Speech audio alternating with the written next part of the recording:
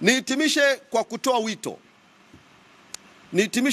wito kwa Watanzania wote. Na wito huu ni rejea ya kile ambacho makamu mwenyekiti wa chama chetu Mheshimiwa John Heche alikitoa jana kwenye taarifa rasmi ya chama ambayo ilisambazwa kwa vyombo vya habari.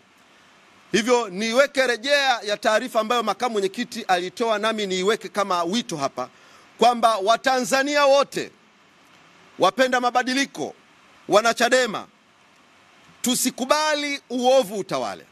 Iko methali hii inayosema kwamba wenye haki wakikaa kimya uovu unatawala.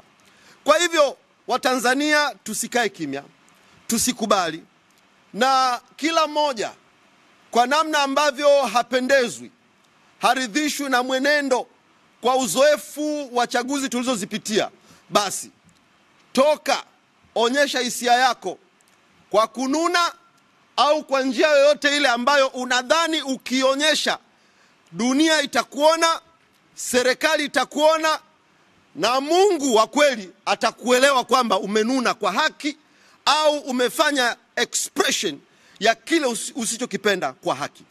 Kwa hivyo ninatoa wito kwa Watanzania ambao hampendezwi, ambao hamridhishwi, ambao mnapenda amani ya taifa hili, na ambao mnakubali na kutaka twende kwenye chaguzi ambazo zinaaminika. Ukipiga kura ihesabiwe, ithaminike, aliyeshinda ashinde kwa haki, aliyeshindwa ashinde kwa haki. Basi usikae kimya, fanya lile ambalo unadhani ukilifanya dunia itakuona, itakuelewa, na Mungu atakuheshimu. Ni hivi jamani, Watanzania wenzangu, yoyote anayesimamia haki, Mungu anakuwa upande wake, na haya tunayoyasema ni mambo ya haki. Kwa hivyo Mungu atakuwa upande wetu. Ni kweli walio kwenye madaraka watataja dola, watataja polisi, watataja majeshi, watataja nguvu, watakuwa na kiburi, watayadharau haya tunayoyasema, na watatuzushia maneno ya uongo, watatutisha. Lakini sisi tunaosimama kwa haki tutalitaja jina la Bwana Mungu wa majeshi, na mimi ninaamini kabisa tutashinda haya, na serikali hii, hichi kiburi kitaisha. Watayafanya haya ambayo Watanzania wanayataka, kwa sababu ni mambo ya haki.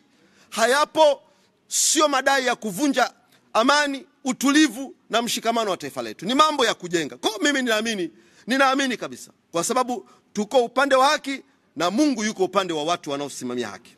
Hilo ni jambo la kwanza.